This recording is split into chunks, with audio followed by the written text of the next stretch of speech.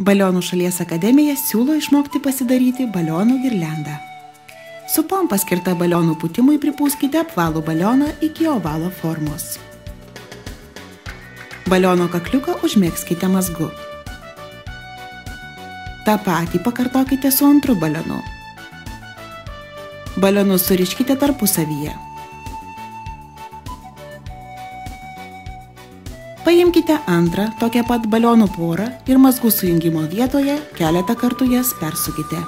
Gauname balionų ketvertuką.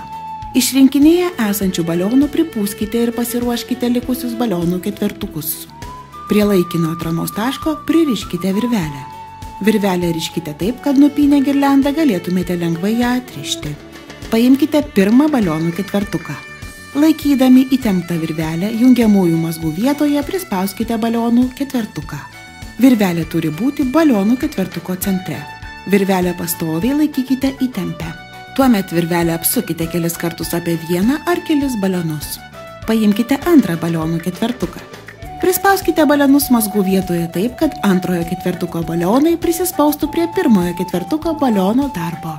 Stipriai prispaudę kelis kartus apsukite virvelę aplink balionus mazgų vietoje. Ta patį pakartokite su likusiais balionų ketvertukais.